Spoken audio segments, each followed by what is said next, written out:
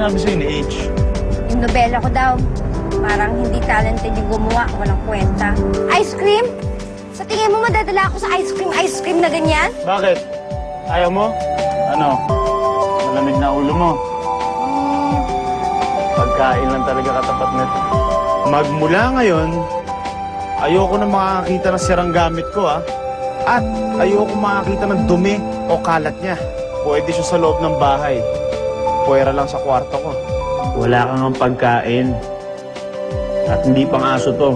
Halika. Puntahan natin yung nanay mo. Doon tayo humingi ng pagkain.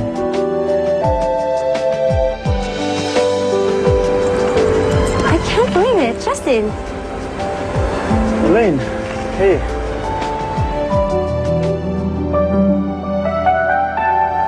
Pleasant surprise to bump into you here.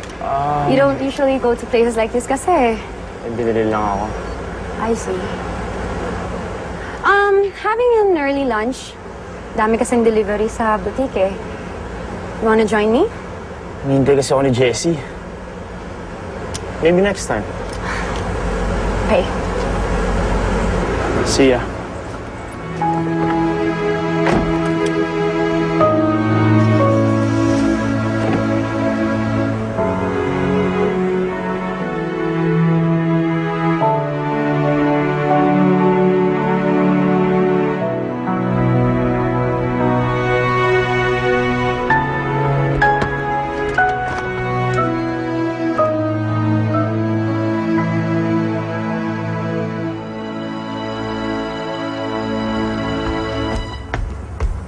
Saan mo punta? Maglalako. Maglalako. Hahanap ako ng publisher para sa nobela ko. Jessie! Papatunayan ko sa inyo ng manager mo na isa akong tunay na writer.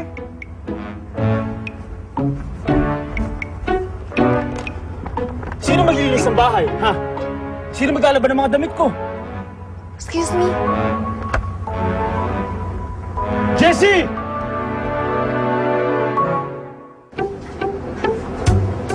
Di ba ikaw yung asawa ni Justin? Opo. Eh, ba't naghahanap ka pa ng trabaho? Baka naman hobby lang ito para sa'yo. Ay, hindi po. Kasi po talaga passion ko ang writing. Eh, kung magsulat ka kaya ng libro tungkol sa inyong dalawa ni Justin? Sige na lang po. Salamat pero wag na lang. I don't care if you're in the hospital right now. I want you to submit the manuscript in 30 minutes. Mag-submit ka muna bago ka mamatay. Okay? O ikaw, ano medical history ng family niyo? Hindi ka nakapag-college? Hindi po eh. Pero nung high school po, mataas ang grades ko sa English, kaya wala po kayo problema sa grammar ko tsaka sa spelling. Pero... may tsura ka, Ning. Salamat na lang po. Basta po kung interesado po kayo, tawagin na lang po ninyo. Interesado ako, iya.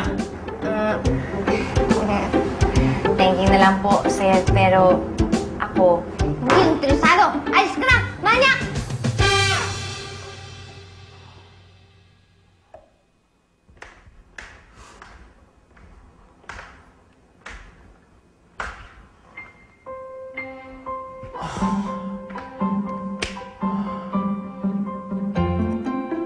Akala niya may magkaka-interest pa sa nobela niya. Asa pa siya. Tapos bigla-bigla na lang umalis ng bahay. Hindi man na naglinis o nagluto man lang. Ay, Diyos ko. Hirap naman maglako ng kwento. Jessie! Hey! Hey. Kamusta? Hindi mo na ako nakikilala? Ako si Marlon, yung assistant ni Sir Luigi. Nandun ako sa wedding mo.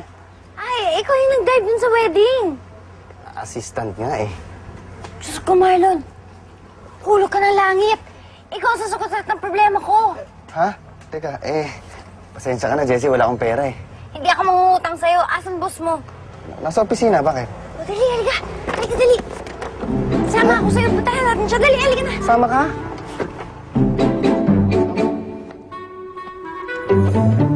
sumama ka. Oo, dali, halika na.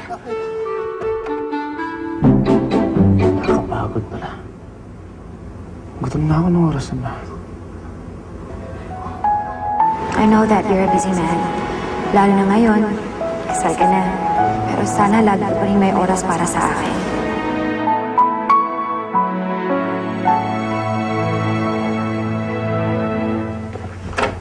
Jessie, wala pa si sir.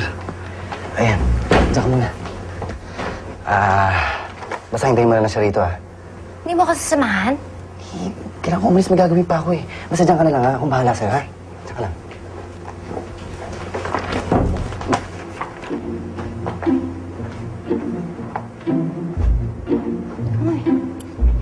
Uy! Seryo? Bakit po kayo nandito?